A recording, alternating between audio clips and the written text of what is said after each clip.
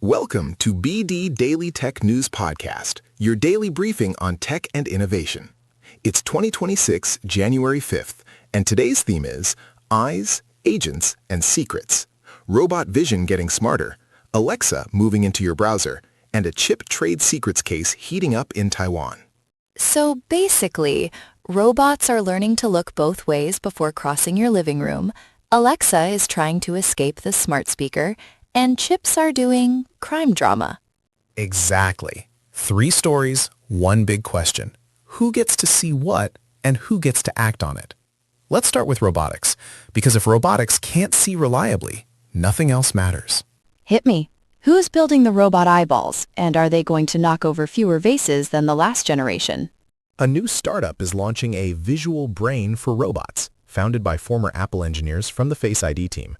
The pitch is better robot perception, so machines can move more safely in the real world. People, pets, clutter, weird lighting, reflective floors, the whole mess. Face ID people going into robots makes sense.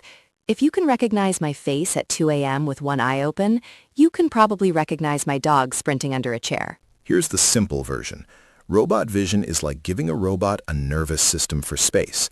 Cameras and depth sensors capture raw input, and the visual brain turns that into stable concepts, where obstacles are, what's moving, what's safe to step on, and what's a human body part you should absolutely not run into. So it's not just, I see a blob, it's, that blob is a toddler, and the correct move is, do not yeet yourself forward. Right. And the hard part isn't the demo. The hard part is reliability across edge cases, shadows, mirrors, glass doors, low light, motion blur. Face ID is a clue. Apple solved a bunch of nasty perception problems using structured light and depth mapping.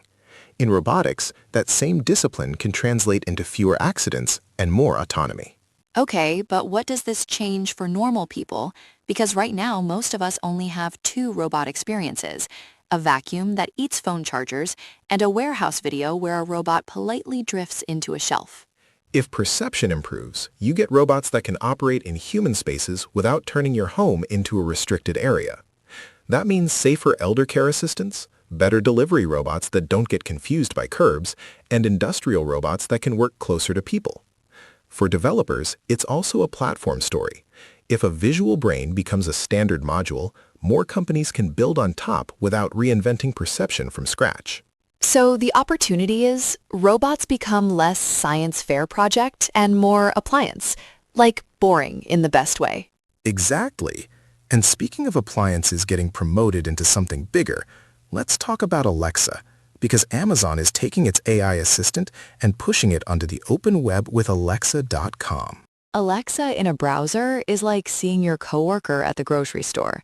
Technically allowed, emotionally confusing. What's the actual move here? Amazon is expanding Alexa Plus to the web via a new Alexa.com site.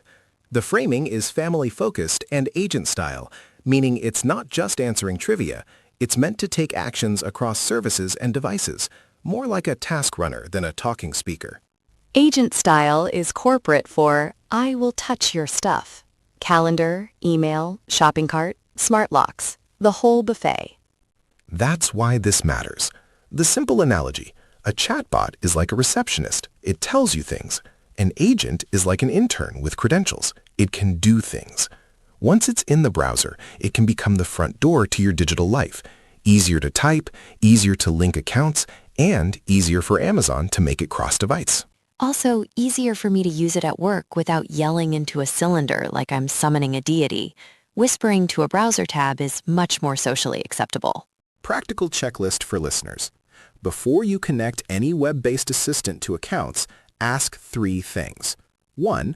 What permissions does it need versus what it's asking for? 2.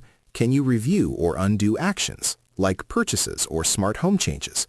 3. Does it separate profiles cleanly, especially if it's family-focused, because mixed permissions are where weird stuff happens. Yes, because the nightmare scenario is the kid discovers Alexa order snacks, and suddenly your pantry looks like a warehouse, and your bank account looks like a crime scene. Which brings us to story 3. When the stakes are high, companies protect the how behind the product. Taiwan has filed new charges in a TSMC trade secrets case, and that's a reminder that in semiconductors, the secret sauce is the whole business. Okay, give me the plain English version. What does trade secrets mean in chipland? Like a recipe? Like the Krabby Patty formula? It's exactly like a recipe, but the recipe is thousands of steps. The report says Taiwan filed new charges in a TSMC trade secrets case and notes that if found guilty, Tokyo Electron's Taiwan unit could face fines up to 120 million Taiwan dollars, about 3.8 million US dollars. In chip making, trade secrets can include process parameters, tooling know-how, yields, and methods that aren't fully captured in patents. So it's not just here's the ingredient list. It's stir exactly 37 times at exactly this temperature with exactly this machine, and don't ask why. Yes, and why it matters for normal people, chip process know-how determines cost, performance, and availability of everything from phones to cars to routers. When governments and courts clamp down on trade secret leakage, you can see changes in hiring, vendor relationships, and where certain work happens.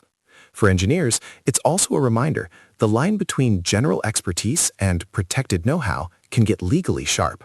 Actionable takeaway? If you work anywhere near advanced manufacturing or AI infrastructure, treat process docs like nuclear codes.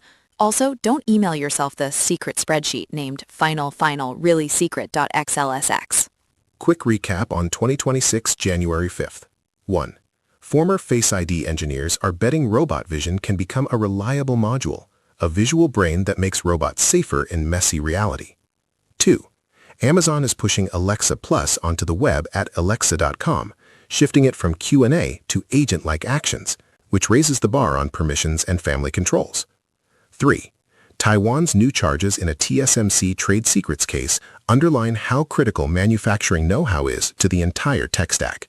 And if you learned something today, do the very modern act of kindness. Subscribe, leave a review, and send this episode to the one friend who still thinks Alexa is just a timer with confidence issues. Thanks for listening to BD Daily Tech News Podcast. Comment your answer. What's the first task you'd trust a web-based AI assistant to do? And what's the one task you'd never delegate? We'll be back tomorrow with more tech and innovation. My never delegate list starts with smart locks, thermostats, and anything that can accidentally order 48 pounds of trail mix. See you next time.